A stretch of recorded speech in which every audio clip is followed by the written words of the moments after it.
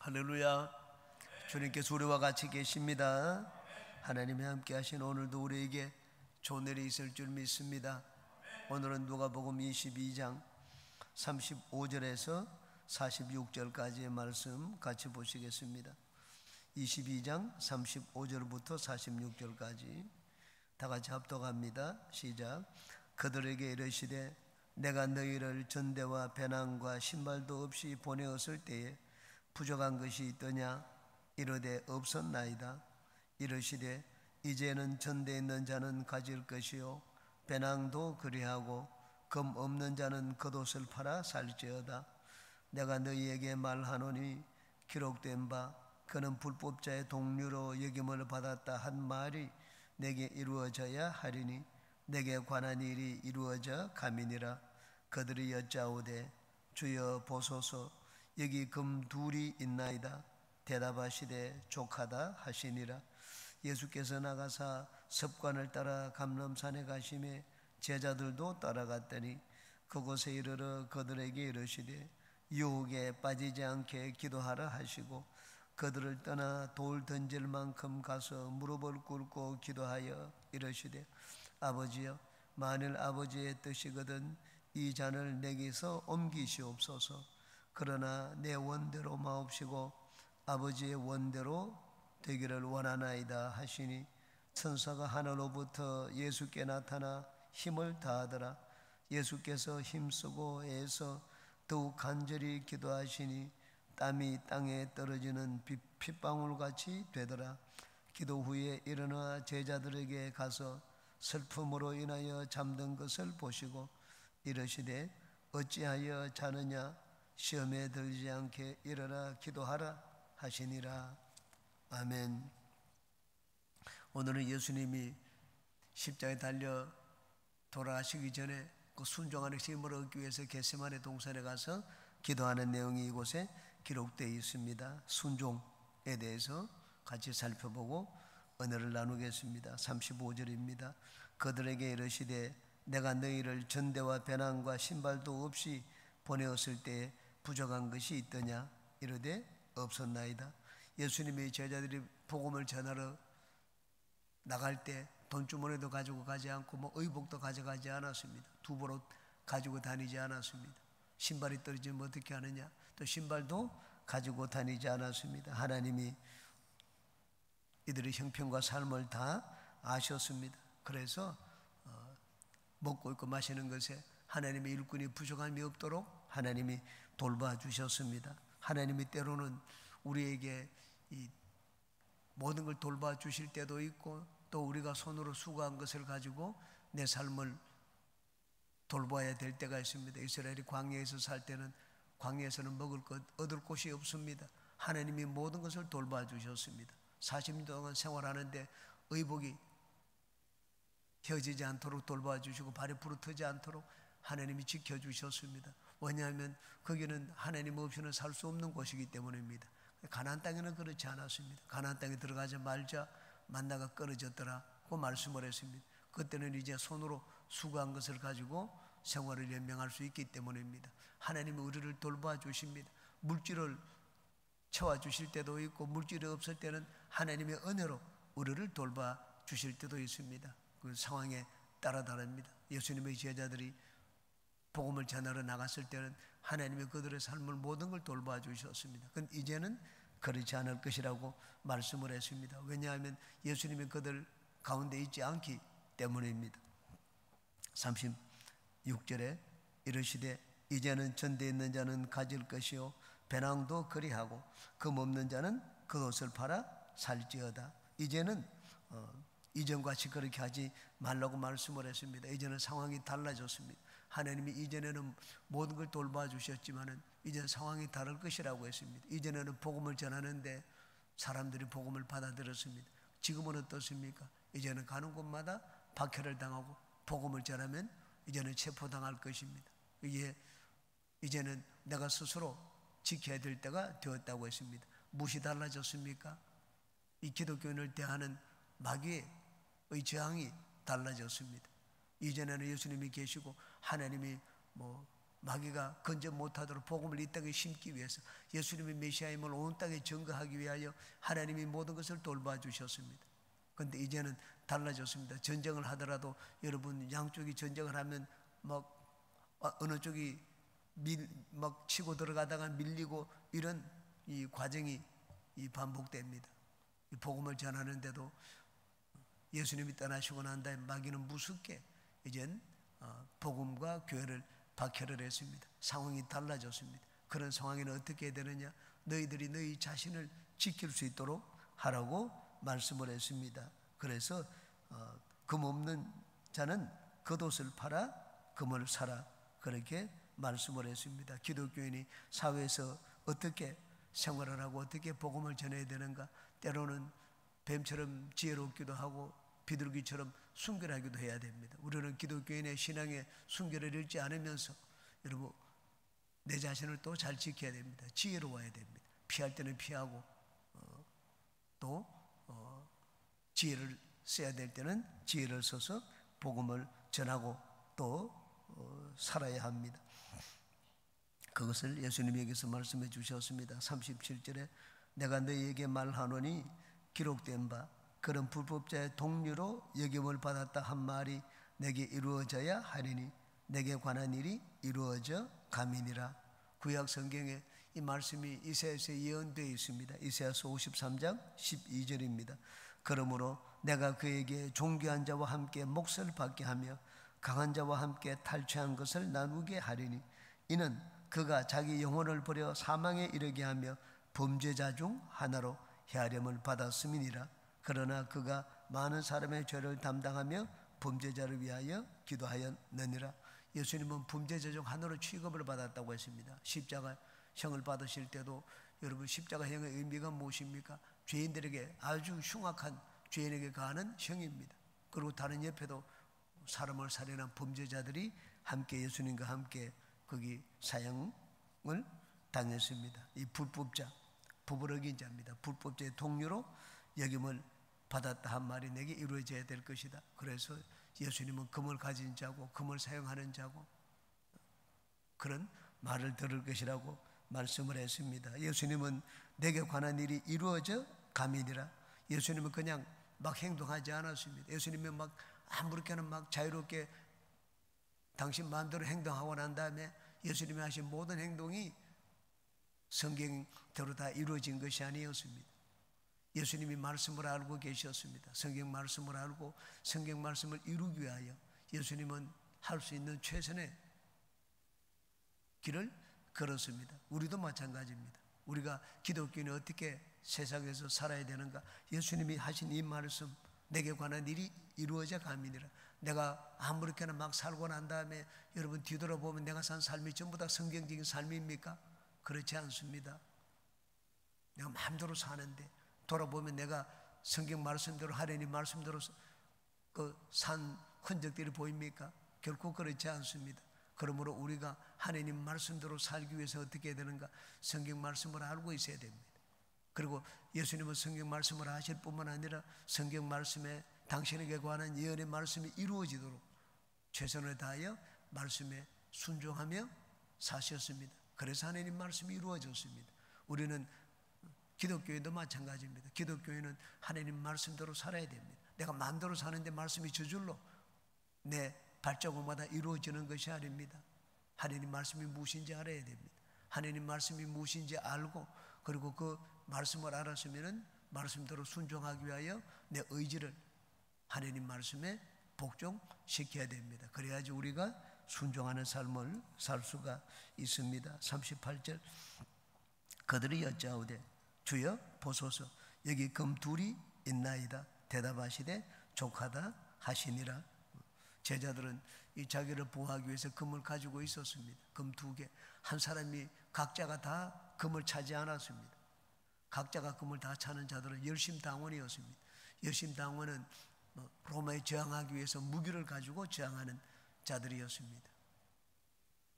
아마 열심당원이 거기에 있었기 때문에 금을 가지고 있었는지도 모릅니다. 그러나 모두가 다 열심당원은 아니었습니다. 여기 금 둘이 있다.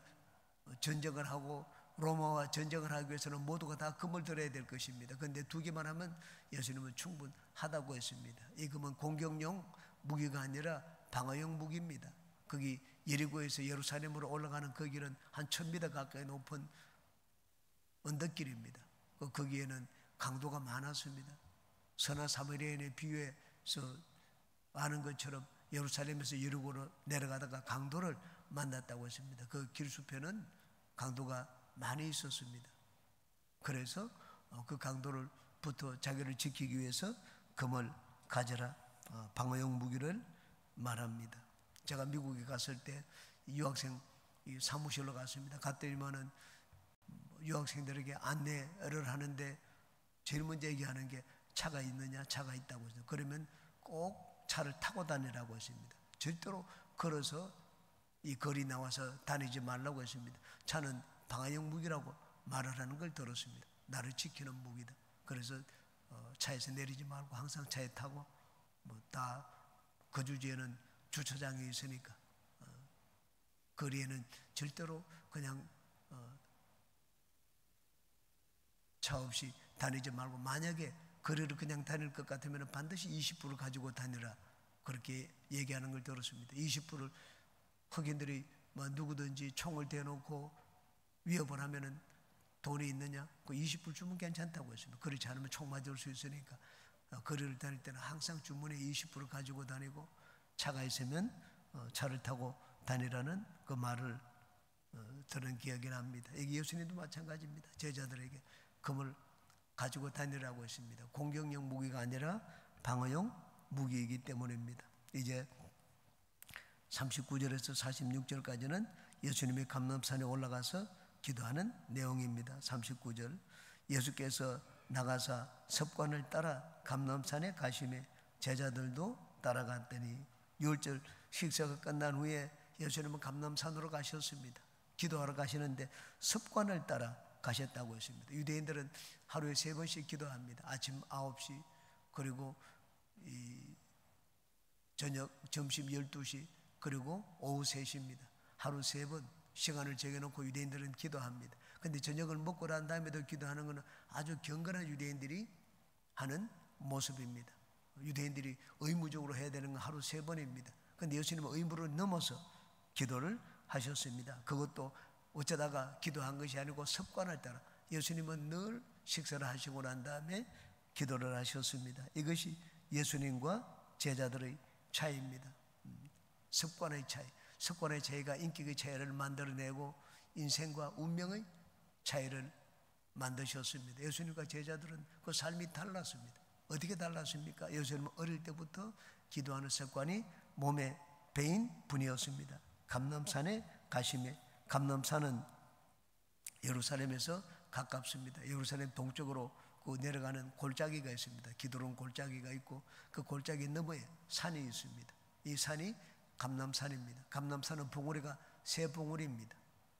3봉우리인데 가장 낮은 봉우리가 이젠 이 무화과나무를 많이, 이 감람나무를 많이 기르는 동산입니다. 거기에 감람나무를 많이 기르는 감람나무 이 동산이 있었습니다. 마리아의 그 마가 다락방에서 기도했던 그 마가 요한의 어머니 마리아의 소유였다고 하는 이 전성이 있습니다. 예수님이 식사하고 난 다음에 거기 제일 낮은 언덕인 그 겟세마네 동산입니다. 겟세마네 동산, 감람산 겟세마네 동산에 기도하러 올라가셨습니다. 제자들도 따라갔더니, 제자들도 예수님이 기도하시는데 동행을 했습니다. 왜? 예수님과 항상 같이 다니셨기 때문에 같이 동행을 했지만 제자들은 예수님과 함께 예수님처럼 기도하지는 못했습니다. 제자들이 예수님을 따라다니면서 배우고 익혀야 될 것들이 많았습니다. 그런데 따라다니기는 했지만 제대로 익히지를 못한 것들이 많았습니다. 그 가운데 특히 예수님을 따라하지 못한 것이 기도입니다. 오순절이 되고 난 다음에는 달라졌습니다. 이들이 성령을 받고 난 다음에는 이제는 기도하는 제자들이 되었습니다. 그런데 복음서에는 제자들이 기도하는 모습이 나오지를 않습니다. 오늘날도 마찬가지입니다. 성령을 받지 않으면 우리에게 제일 어려운 것이 기도하는 것입니다. 성령을 받아야지 기도를 제대로 할 수가 있습니다. 40절에 그곳에 이르러 그들에게 이르시되 유혹에 빠지지 않게 기도하라 하시고, 마가복음에 의하면 예수님이 제자들과 함께 기도하러 가실 때 이 베드로, 야고보, 요한 세 제자만 데리고 기도하러 가셨습니다. 여기 보니까는 제자들이 다 같이 갔습니다. 제자들이 갔는데 같이 갔다가 감람산 아래 제자들이 있고 그 다음 위에 좀 올라 예수님이 기도하러 가실 때 그때는 세 제자만 데리고 갔습니다. 베드로, 야고보, 요한만 데리고 가셨습니다. 그리고 여기 그들에게 이르시되 라고 했는데 이 그들은 베드로와 야고보, 요한입니다. 가룟 유다도 이때 예수님과 함께 갔습니다. 그리고 이때 예수님이 어디로 가시는지 지금이 제일 좋은 기회다 이렇게 하고 그 따라다니는 이 정탐꾼에게 이 사실을 알려주었을 것입니다. 지금 기도하러 가니까 언제쯤 어느 것에 오면 예수님을 잡을 수 있다 그렇게 알려주었을 것입니다. 유혹에 빠지지 않게 기도하라 하시고, 마귀의 시험과 유혹에 빠지지 않기 위해서는 늘 깨어서 기도해야 됩니다. 예수님은 곧이어 어떤 일이 일어날지 잘 알고 계셨습니다. 베드로가 예수님을 부인할 것도 알고 계시고, 그리고 예수님이 체포당할 때 이들이 전부 다 그냥 겉옷을 벗어두고 달아나는 자도 있을 것이라는 것도 다 아셨습니다. 그뿐만 아닙니다. 예수님이 제일 이 마음속에 염려하신 게 예수님이 십자가 달려 돌아가시면은 제자들이 이 신앙이 어떻게 되겠습니까? 우리가 메시아인 줄 알고 지금까지 따라다녔는데 메시아가 아니었구나. 지금까지 예수님에 대해서 기대하고 믿었던 이 신앙이 완전히 무너질 것입니다. 예수님이 3년 동안 그렇게 공을 들였는데 제자들이 다 흩어져 보십시오. 다 뿔뿔이 흩어져 버리면 하나님이 지금까지 하셨던 모든 일들이 다 무너질 것입니다. 예수님이 그것을 다 아셨습니다. 그래서 너희들이 시험에 들지 않도록 예수님이 십자가 달려 돌아가시면 그들 가운데는 막 허탈한 마음을 가지고 세상으로 다시 돌아가는 자들도 많이 있을 것입니다. 그래서 신앙이 넘어지지 않도록 기도하라고 말씀을 하셨습니다. 우리가 하나님과 올바른 관계를 맺고 우리 신앙을 지키기 위해서는 예수님이 하신 말씀처럼 항상 기도해야 됩니다. 마귀가 하는 일이 무엇입니까? 마귀는 우리 발걸음에 딴지를 걸고 넘어뜨리는 것입니다. 장애물을 두고 어떻게 하든지 바른 신앙을 하지 못하도록 만들고 교회 올바로 섬기지 못하도록 만들고 하나님과 관계가 멀어지도록 만듭니다. 마귀가 하는 일입니다. 마귀가 하는 그 일에 넘어가지 않기 위해서는 항상 깨어서 기도해야 됩니다. 오늘도 우리는 주님 앞에 나왔습니다. 항상 우리가 주님 앞에 나온 것은 우리 신앙이 시험에 들지 않도록 하기 위하여, 우리가 영적으로 깨어있지 않으면 신앙이 잠이 들면 마귀는 이제 우리를 넘어뜨립니다. 시험에 들면 어떻게 합니까? 원망이 들어옵니다. 섭섭한 마음이 들어옵니다. 올바른 신앙을 가질 수가 없습니다. 마귀가 우리 마음에 시험을 주면. 그러므로 항상 우리가 시험에 들지 않도록 유혹에 들지 않게 기도하라고 하셨습니다. 41절에 그들을 떠나 돌 던질 만큼 가서 무릎을 꿇고 기도하여, 돌 던질 만큼 가서, 돌 던지다는 것은 막 야구 선수가 돌을 던지듯이 막 강속구로 던지는 것을 말하지 않습니다. 이게 돌을 던지면 한 20m 정도 거리입니다. 거기서 예수님이 제자들 베드로, 야고보, 요한을 그 아래 두고 당신은 좀 더 나아가서 기도하셨습니다. 그러므로 돌 던질 만한 거리라는 것은 거기 얘기를 하면은 다 알아들을 수 있는 만한 거리입니다. 예수님이 여기 땀방울에 핏방울에 되도록 기도하고 또 하나님 아버지께 만일 아버지의 뜻이면은 이 잔을 내게서 옮겨주시기를 원한다. 할 수만 있으면 예수님 그렇게 기도한 것을 제자들이 들었습니다. 돌 던질 만한 거리는 가까운 거리입니다. 기도하면은 그 기도를 들을 수 있고 밤이지만 예수님께 무슨 일이 일어나지 않도록 예수님을 보면 예수님께 무슨 일이 생기면 달려갈 수 있도록 가까운 거리입니다. 볼 수 있는 거리고 들을 수 있는 거리, 이게 돌 던질 만한 거리입니다. 거기 가서 무릎을 꿇고 기도했습니다. 42절에 이르시되 아버지여, 만일 아버지의 뜻이거든 이 잔을 내게서 옮기시옵소서. 그러나 내 원대로 마시옵고 아버지의 원대로 되기를 원하나이다 하시니, 예수님께서 당신이 받으신 미션이 있었습니다. 하나님 앞에 기도할 때 하나님 이 미션을 없애 주시옵소서, 그렇게 기도한 것이 아닙니다. 여기 아버지의 뜻이거든 이 잔을 내게로 옮겨 달라는 것은 이 미션을 없애 달라는 말이 아닙니다. 하나님이 주신 미션을 수행하는데, 예수님이 그 미션을 수행하는데 이 맞는 심적인 고통과 앞으로 다가올 고난이 얼마나 심한지 예수님이 잘 아셨습니다. 온몸은 갈기갈기 찢겨야 되죠. 그리고 사람의 인격적인 모독을 받아야 되죠. 벌거벗은 채로 십자가에 달리며 그 수치심은 이루 말할 수가 없습니다. 그러다가 예수님이 생각한 것이 있습니다. 예수님이 십자가 달려 돌아가시면 3년 동안 예수님이 지금 많은 제자들, 그를 따르는 제자들이 어떻게 되겠는지, 이 거짓 선지자였구나, 그것을 알고 전부 진짜 마음에 실망하지 않겠습니까? 그 세상으로 다시 돌아갈 것입니다. 하나님이 3년 동안 당신을 보내셨는데 예수님이 그토록 수고하여 애쓴 것이 그냥 물거품이 되고 맙니다. 완전히 무너질 것 같은 그런 이 생각도 들었을 것입니다. 그래서 하나님 앞에 기도했습니다. 여기 할 수만 있으면 이 잔을 내게서 옮겨달라. 단순히 막 아픔과 고통을 피하기 위해서 그런 것도 있지만 심리적인 그런 압박감, 장차 십자가를 지고 난 다음에 이런 일이 있고 난 다음에 어떤 결과가 있을 것인지 그 결과도 예수님이 생각하셨습니다. 하나님이 답변을 해주셨습니다. 뭐라고 답변하셨겠습니까? 모든 것을 하나님이 다 내가 다 알고 있다. 모든 것을 나에게 맡겨라. 아마 하나님이 예수님에게 그렇게 답변을 해 주셨을 것입니다. 우리가 하나님 앞에 나갈 때 여러분, 인간의 생각을 가지고 내 지혜를 가지고 내가 경험한 그런 한계를 가지고 내가 아는 정도를 가지고 하나님께 기도할 때 염려가 되고 걱정이 될 경우도 있습니다. 그런데 우리의 염려입니다. 하나님 편에서 보면 그렇지 않습니다. 하나님은 모든 것이 다 가능합니다. 하나님이 나에게 맡겨라. 내가 모든 것을 다 알고 있다. 예수님은 하나님 앞에 모든 것을 맡겼습니다. 만일 아버지의 뜻이거든 이 잔을 내게서 옮기시옵소서. 할 수만 있으면 옮겨 달라고 했습니다. 그렇지만 내 원대로 마시옵고 아버지의 원대로 되기를 원하나이다 하시니, 예수님은 기계가 아니었습니다. 예수님은 이렇게도 하고 저렇게도 할 수가 있었습니다. 그런데 예수님은 할 수만 있으면 다른 길로 하나님의 뜻이 이루어지는 길이 없습니까? 그 길을 원했습니다. 만약에 예수님이 기계라고 하면, 기계일 것 같으면 기계는 그냥 조작하는 대로 그냥 따라합니다. 이렇게 해야 될지 저렇게 해야 될지 두 길이 없습니다. 오직 기계는 하나밖에, 한 길밖에 따르지 않습니다. 작동을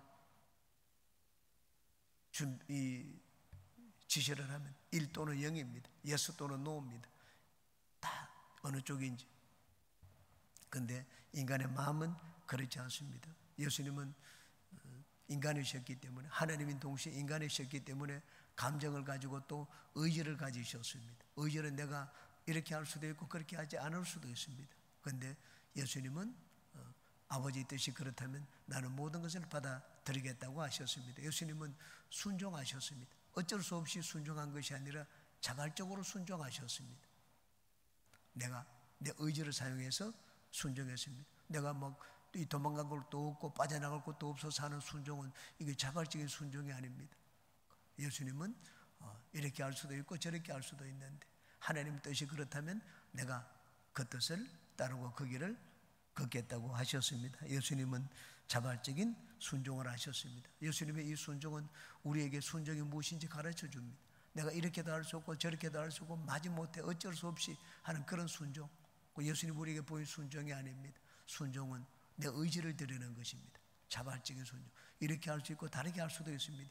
내가 따를 수도 있고 따르지 않을 수도 있습니다. 그런데 내 뜻을 내려놓고 따르는 것, 이게 성경에 예수님이 보여주신 순종, 자발적인 순종입니다. 우리도 하나님 앞에 그런 순종의 모습을 보이는 우리가 되시기 바랍니다. 43절에 천사가 하늘로부터 예수께 나타나 힘을 더하더라.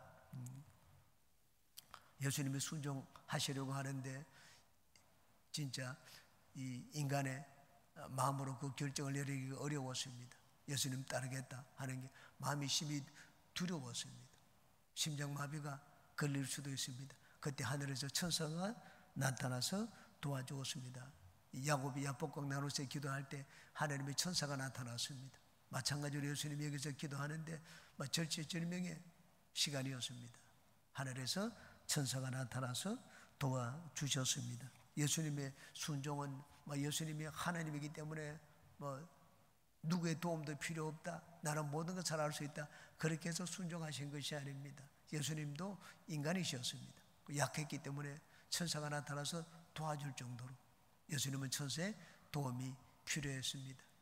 예수님의 순종입니다. 예수님이 당신의 자발적인 의지로 혼자서 모든 걸 다 하셨습니까? 천사의 도움을 받아 그렇게 하셨습니다. 우리도 마찬가지입니다. 우리가 순종을 하는데 우리에게도 천사의 도움이 필요합니다. 우리가 하나님 앞에 순종하는데 내 힘으로 내 의지로 순종하는 것처럼 보이지만, 내가 하는 것처럼 보이지만 그 배후에는 하나님의 은혜의 손길이 있습니다. 하나님의 은혜의 손길로 우리를 돌봐주시니 우리가 순종하는 것입니다. 그러므로 우리가 순종하려고 할 때는 하나님 앞에 도심을 구해야 됩니다. 의지를 강하게 해달라 그러기보다 하나님의 도움과 하나님의 은혜가 필요합니다. 우리가 하나님을 섬기는 모든 것에 하나님의 은혜가 필요합니다. 나의 힘으로 섬기는 것이 아닙니다. 왜? 방해하는 마귀가 항상 있기 때문입니다. 마귀가 방해하기 때문에 우리는 항상 주님을 섬기는데 하나님의 은혜가 필요합니다. 그러므로 우리가 주님을 잘 섬기기 위해서는 항상 하나님의 은혜와 도움을 구하는 우리가 되시기 바랍니다. 44절, 예수께서 애쓰고 힘쓰고 애써 더욱 간절히 기도하시니 땀이 땅에 떨어지는 핏방울같이 되더라. 의학계에서 이런 일이 있는지 밝혀내었습니다. 너무 심리적으로 압박을 받고 고통스러움을 느끼면은 이 모세혈관, 제일 모세혈관은 눈에 보이지 않지 않습니까? 가는 혈관입니다. 모세혈관이 이렇게 이 피가 혈관 바깥으로 나온다고 합니다. 나와가지고 땅구멍에 있으니까 땅구멍에 있는 구멍으로 피가 나오는데 피가 마치 땀에 젖은 것처럼 되어서 땀을 흘리는데 아주 피땀을 흘리는 그런 경우가 있는 것을 의학적으로 밝혀내었습니다. 예수님이 심리적으로 너무 심한 압박을 받으셨습니다. 그리고 그 장체에 있을 내일의 고통은 십자가 고난은 진짜 인간이 감당하기 어려운 고난이었습니다. 그래서 그 길을 걸을 수 있도록 예수님이 자발적으로 순종하여 그 길을 가실 수 있도록 하나님 앞에 기도했습니다. 예수님의 그 고난은 너무나 심한 고난이었기 때문에, 그리고 또 힘을 얻는데 예수님이 너무 애써서 기도했기 때문에 그 모세혈관이 터져서 이 땀방울이 핏방울처럼, 핏방울이 이 땀방울 속에 땀방울이 핏방울처럼 되는 그런 현상이 나타났습니다. 45절, 기도 후에 일어나 제자들에게 가서 슬픔으로 인하여 잠든 것을 보시고, 이 마태복음, 마가복음에 의하면 예수님은 3번 기도하셨습니다. 한 번 기도해서 제자들이 와서 보고 자고 있는 걸 보고 일어나 깨어서 기도하라고 하고, 두 번째 또 와서 보고 세 번째 또 와서 봤습니다. 기도 후에 하는 건 예수님의 3번의 기도를 마치신 것입니다. 제자들에게 가서 슬픔으로 인하여 잠든 것을 보시고 라고 했습니다. 마가복음에 보면 이 제자들이 눈이 피곤하여 잠들었더라 이렇게 되어 있습니다. 눈이 피곤하여, 너무나 하루가 막 긴 하루였습니다. 여러분, 피곤하게 긴 하루를 지내고 난 다음에 이 진짜 누워서 자야 되는데 자지 못하면 어떻겠습니까? 막 눈을 감아야 되는데 감지 못하고 뜨려고 해도 무거워서 눈이 떠지지 않습니다.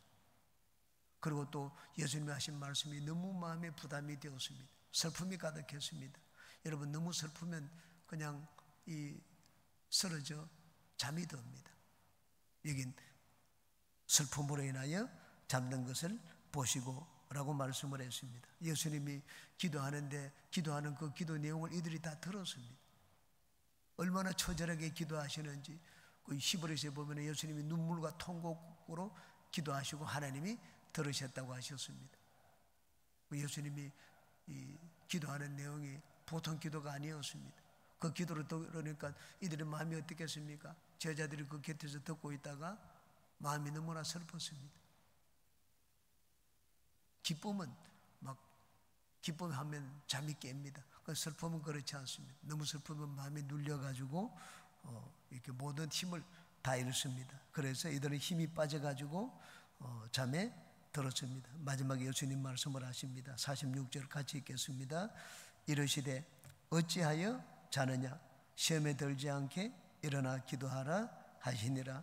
예수님은 처음에 하셨던 말씀을 다시 한번 하십니다. 앞에 40절을 다시 한번 보겠습니다. 40절에 보니까 그곳에 이르러 그들에게 이르시되 유혹에 빠지지 않게 기도하라, 그렇게 말씀을 했습니다. 유혹에 빠지지 않게, 여기는 시험에 들지 않게 일어나 기도하라 그 말씀을 했습니다. 유혹과 시험의 이 헬라 원문의 단어는 다른 단어일까요? 같은 단어입니다. 페라스모스라고 해서 한쪽엔 유혹이라고 하고 한쪽엔 시험이라고 했습니다. 이전에 개역 성경을 어떻게 했는가? 이전에 개역 성경은 전부 다 시험이라고 했습니다. 시험에 들지 않게 기도하라고 했고, 여기도 시험에 들지 않게 똑같은 단어입니다. 다른 성경을 어떻게 번역했는가? 다른 성경은 전부 시험에 들지 않게 기도하라. 앞에도 시험, 뒤에도 시험입니다. 가톨릭 같이 번역한 공동 번역에는 모든 두 군데 다 유혹이라고 번역을 했습니다. 공동 번역은 둘 다 유혹이라고 번역하고, 왜? 헬라 원문이 단어가 같은 단어이기 때문입니다. 그런데 여기는 한쪽은 유혹이라고 하고 한쪽은 시험이라고 했습니다. 왜 이렇게 번역을 했는지 저도 이 부분은 잘 이해가 되지를 않습니다. 어쨌든 같은 단어입니다. 유혹을 하거나 시험을 하거나, 마귀는 우리를 유혹합니다. 그리고 또 시험에 들도록 만듭니다. 우리가 정신 차리지 않으면 시험에 듭니다. 예수님이 정신 차려라, 시험에 들지 않도록 정신 차려라고 했습니다. 이들은 정신을 차리지 않았습니다. 그래서 곧장 시험에 들었습니다. 예수님을 재판하러 왔을 때 시험에 들어가지고 다 달아났습니다. 베드로는 그 재판 장면에서 또 3번이나 예수님을 부인을 했습니다. 예수님은 십자가를 질 때 남자 제자들이 그곳에 있었습니까? 그토록 예수님을 위해서 목숨을 바치겠다고 다들 고백을 했는데, 정작 예수님 십자가 지실 때는 제자들이 다 떠나고 그 곁에 없었습니다. 그러므로 우리가 말은 그렇게 합니다. 말은 그렇게 하는데 진짜 그렇게 행동을 하기 위해서는 성령의 도우심을 받아야 됩니다. 성령의 도우심을 받기 위해서는 깨어서 기도해야 됩니다. 기도도 하지 않는 자를 성령이 그냥 막 도와주시지 않습니다. 내가 기도하고 내가 간절해야죠. 하나님은 간절히 사모하는 자를 도와주십니다. 오늘도 우리는 기도할 때 하나님이 도와주시는 자들이 있습니다. 간절한 자입니다. 간절한 마음으로 기도하고 사모하는 자들을 하나님이 들으십니다. 그런 마음으로 예수님을 들으신 것과 같은 그런 마음으로 기도하면 하나님이 들으십니다. 우리는 기도할 때 항상 간절한 마음으로 기도하는 우리 모두가 되시기를 주님의 이름으로 축원합니다.